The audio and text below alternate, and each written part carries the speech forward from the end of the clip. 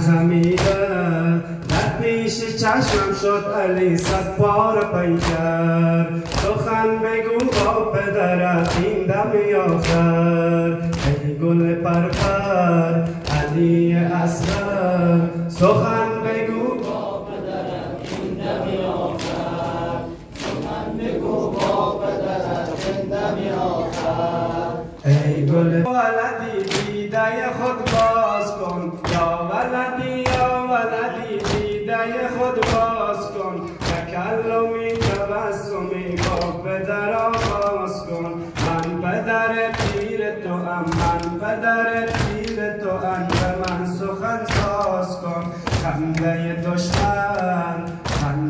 دشمن سوزد دل من سخن بگو با پدرت این دم آخر سخن بگو با پدرت این دم آخر ای گل پرپر بلند دم آخر ای گل پرپر سخن بگو با پدرت این دم آخر ای که توی اشبه مردم بر رسول خدا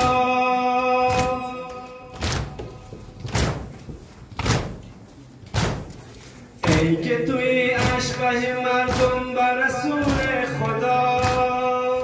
ای که بزیر تیغی که زدی پدر را صدا چرا کنون نمی کنی حق سخن را ادا ای گل زهرا به خاک صحرا ای گل زهرا به خاک صحرا سخن بگو با پدرت این دم آخر سخن بگو با پدرت این دم آخر ای گل پرپر علی اکبر سخن بگو با پدرت این دم آخر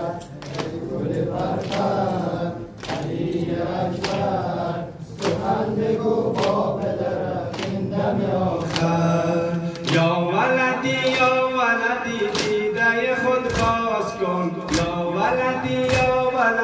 دیده خود باز کن تکلمی تبسمی با پدر آغاز کن من پدر پیر تو ام من پدر پیر تو ام به من سخن ساز کن خنده دشمن سوزد دل من سخن بگو با پدرت این دم آخر سخن بگو با پدرت این دم آخر ای گل پرپر علی اکبر سخن بگو با پدرت این دم آخر ای گل پرپر علی اکبر سخن بگو با پدرت این دم آخر سخن بگو با پدرت این دم آخر چه شد که از سخن مان زبان گویای تو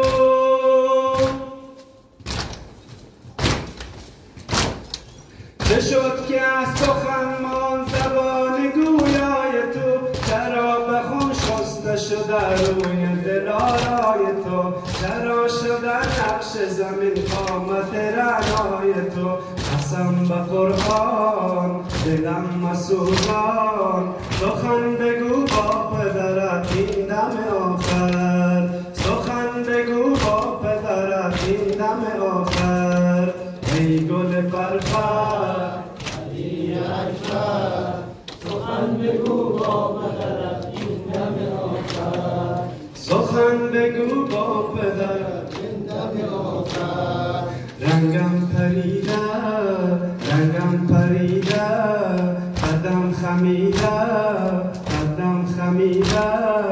در پیش چشمم شد علی صد بار پیکر در پیش چشمم شد علی صد بار پیکر سخن بگو با پدرت این دم آخر سخن بگو با پدرت این دم آخر ای گل پرپر